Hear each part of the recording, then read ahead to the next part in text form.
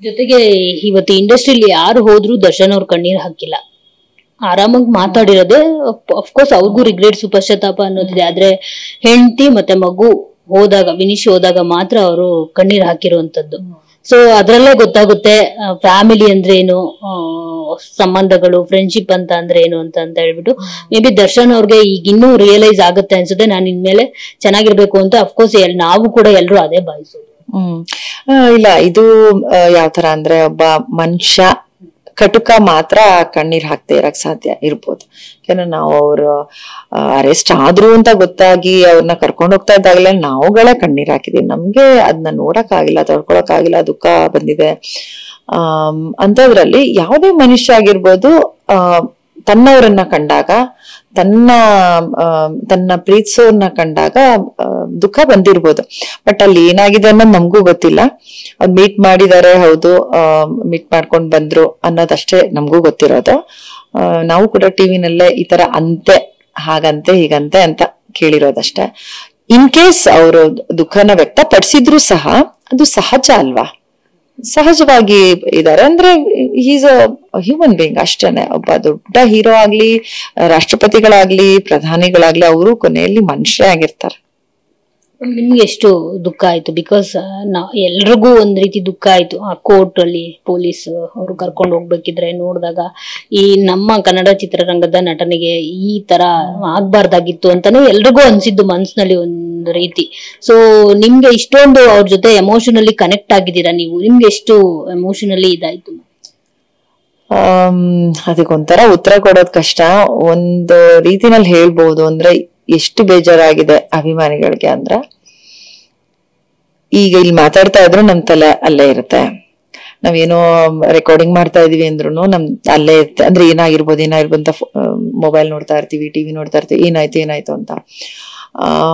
ಅಂದ್ರೆ ಕಂಟಿನ್ಯೂಸ್ ಆಗಿ ಅವ್ರು ನಮ್ಮನ್ನ ಆವರ್ಸ್ಕೊಂಡಿದ್ದಾರೆ. ಅದೀಗ್ಲೇ ಗೊತ್ತಾಗ್ತಾ ಇರೋದು.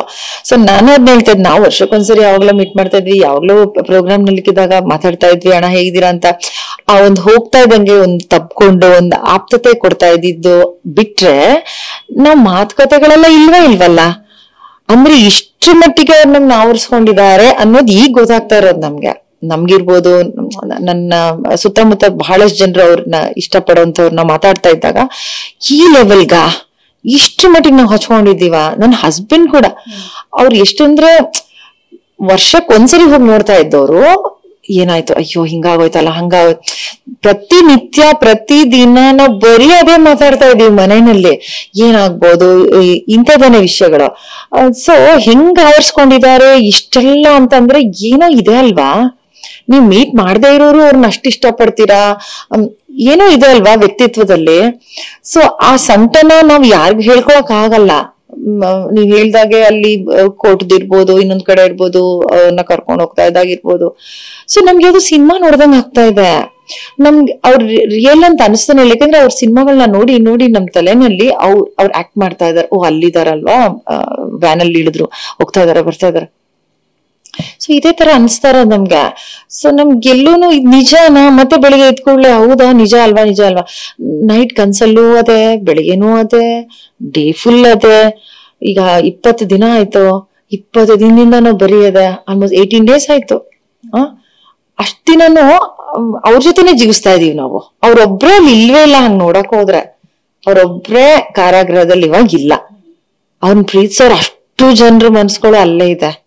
ಬಟ್ ನಮ್ಗೆ ಇವಾಗ ಗೊತ್ತಾಗ್ತಾ ಇರೋದು, ಅವ್ರಿಗೆ ಗೊತ್ತಾಗ್ತಾ ಇದೆಯೋ ಇಲ್ವೋ ಇಷ್ಟೆಲ್ಲ ನನ್ನ ಪ್ರೀತಿಸ್ತಾ ಇದಾರೆ ಅಂತ.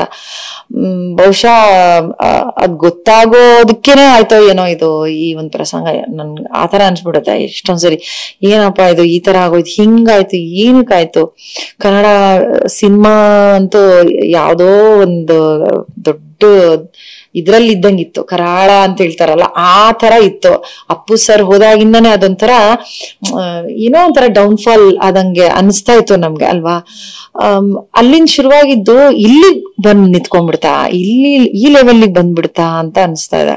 But definitely it will rise ಆಗೇ ಆಗತ್ತೆ. ಎಲ್ಲದಕ್ಕೂ ಒಂದು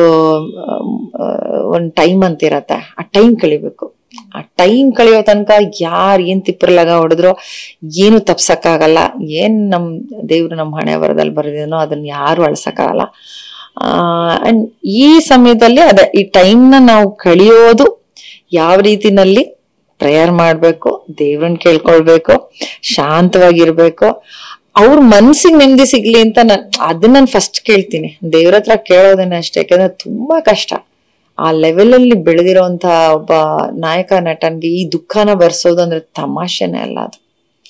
ಸೊ ತುಂಬಾನೇ ಬೇಜಾರಿದೆ. ಅದ್ ಬೇಜಾರಿಗೆ ಅಳತೆಗೋಲೆ ಇಲ್ಲ.